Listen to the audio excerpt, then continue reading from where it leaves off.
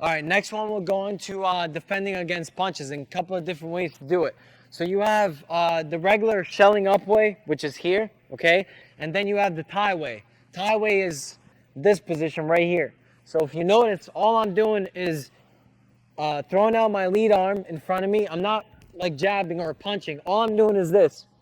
My rear hand is blocking the hooks, and then for the uppercuts, I'm bringing my arm in close to my other arm. So you see that the uppercuts aren't going to be able to go through the small area, especially when you have gloves on. Okay, and you know, if he ends up hitting your elbow, then that's good for you because your opponent's probably going to end up hurting his fist. Okay, so all you're doing is here, and then also when you're throwing this, you have to have good timing. So you have to know something about your opponent. You have to learn their rhythm. So this is maybe in that first round, you get to know their rhythm, their style. Maybe they like to throw a lot of direct punches or whatever, looping punches, it doesn't matter. So as soon as you start seeing that, you step forward slightly. Step forward and you're just letting that hand go. So the reason why you want to step forward is if he just starts punching and I'm here, look what happens. I'm just giving him the opportunity to continue fighting, okay? So I'm giving him the advantage. But now when he steps in and punches, I'm doing this. You see that? Now I'm throwing him off balance. As soon as I get him off balance this much, 1 inch, 2 inches, it's already in my favor because he can't punch from this position. Remember, when your weight's on the back, on your back leg, there's nothing you can do. He has to have that forward movement in order to create some kind of damage on me. All right, so all you're doing is here. Okay, so with gloves, if you want, with your partner, you can ask them, "Can I try this in your face?" And you know, you can try it out and see how it works in the face because that's the best area to do it. So in a real situation, if you're in the ring fighting, it goes right for the face. So you do the stiff arm to me. No, you do it to me. I don't want to punch you. So, or just stick your hand out. Stick your hand out. So now watch. Let's just make believe he did that to me. What can I do from here? Nothing. I have nothing because my head is in this position. Okay, now he can just follow me. If I try to like escape with my head, he can just follow me. Boom, go for that kick. Okay, so you're again showing a lot of control by doing something like this.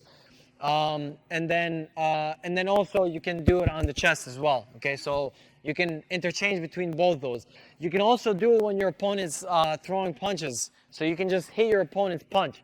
So if he throws a jab, you throw a jab. See that? All I'm doing is just crashing into his punch. Here, now I'm okay. Now he has nothing. He throws a straight right, up, I'm here.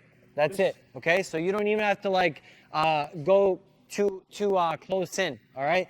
If he starts going, that should be used when he's throwing single punches. So if he's just throwing a jab, straight right, single punch, then you can just target your opponent's punches, okay? Then when he comes in with a barrage, if he starts coming in with a combination, I'm here, okay? So you see how I take that slight little step forward? I'm here, and now he's off balance. Now I can continue with something else, okay? So let's practice that long guard, and let me just go into saying why you don't want to be in this position too much in Muay Thai. So the reason why you don't want to be blocking like this in Muay Thai is if, let's say, I start doing this, boom, that elbow is going right through the guard, the vertical elbow. So you don't want to be stuck in that position. Not only that, when you're in this position and you just start throwing punches, this is just an invite. This is a defensive position. When you see your opponent do this, it's like an open invite for you to just continue punching even more or throwing elbows or whatever other techniques. So you don't want to be stuck in this position. You want to be methodical. Technique. Eyes are wide open. Don't flinch either. If you flinch, then your opponent can be out on the angle, okay? And then he's going to take advantage of you, all right? Okay, let's do it. One last thing. I'm sorry. One last thing. When you're doing this, don't keep your head up like this. Because if you end up missing or your arm slips and that overhand comes, then it's going to be night-night again. And it's too early to go to night. Laugh. Okay. So here, okay? See that? My chin is tucked in behind that shoulder. So if that overhand comes, it'll bounce off of the shoulder. All right? All right.